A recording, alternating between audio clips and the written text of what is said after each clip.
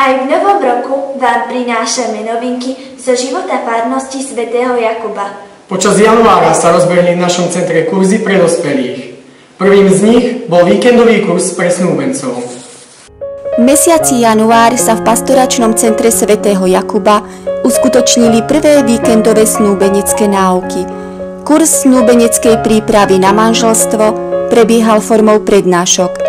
Viedli ho skúsené manželské páry, pán farár a odborníci z oblasti psychológie a zdravotníctva. Aké posolstvo odovzdávate snúbencom?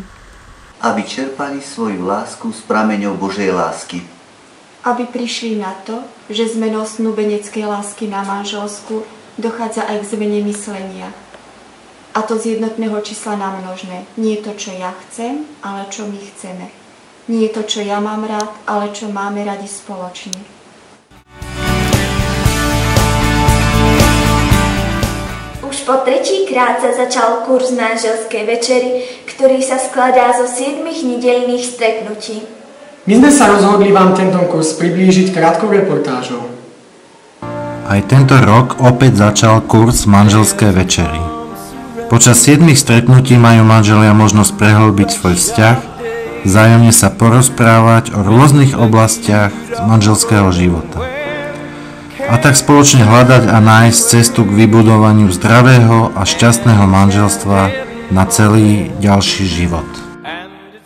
Čo považujete za najväčší prínos absolvovania kurzu manželskej večery? Najdôležitejšie je, že sme si našli manželský čas pre seba, kedy si vieme sadnúť a porozprávať sa o svojich starostiach, radostiach, problémoch a vyriešiť veci, na ktoré treba čas, ticho a pokoj.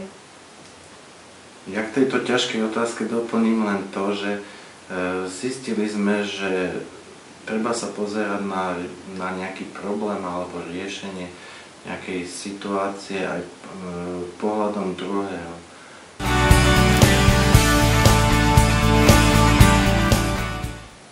Pri čísle 3 ešte zostaneme, pretože 26. januára sa v centre uskutočnil 3. ročník Erkoplesu. Chcete vedieť, aká tam vládla atmosféra? Tak si pozrite nasledujúci zostrih. Erkári z celých Tisúc si pre 3. ročník Erkoplesu vybrali priestory veľkej sály našho pastoračného centra. Zúčastnilo sa ho takmer 80 mladých animátorov. Dievčatá v krásnych šatách a chlapci v oblekoch sa zabávali, súťažili a tancovali od poobedia až do večera. Organizátori môžu byť pyšní, pretože Erkoples sa opäť vybavil.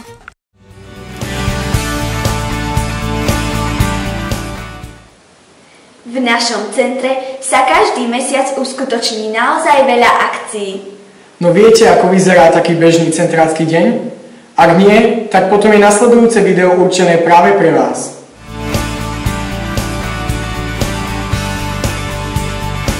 Ahojte, volám sa Klaudia Filipieva a ukážem vám, ako prebieha deň v našom pastoračnom centre. Naše centrum je otvorené každý deň.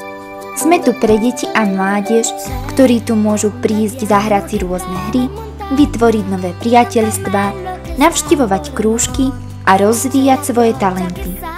Našou prvoradou úlohou však nie je len naučiť ich zmysluplne tráviť voľný čas a pôsobiť preventívne proti túlaniu sa našej mládeže po uliciach, ale predovšetkým poukázať na dôležité hodnoty v živote a formovať z nich mladých, zodpovedných ľudí v duchu viery.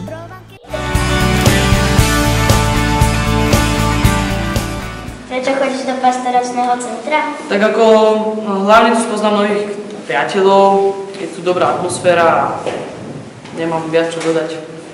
Asi. Lebo tu mám veľa kamošov, sú to skvelí animátori a mám tu čo robiť, namiesto toho, aby som doma sa nudím. Keď neviem, no tak je tu zábava, všetké rôzne hry, aktivity, nikdy tu nie je nuda, ale že to všetko sa tu dá robiť, tak som tu rád, no. Dobrá atmosféra, ľudia tiež.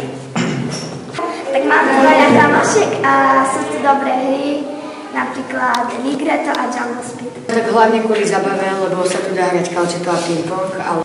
No tak sme tu super kolektív a neviem, tak je tu fajn. Aké hry hrávaš rada v pastoračnom centre? Tak väčšinou rada hrávam kalčeto alebo Jungle Speed.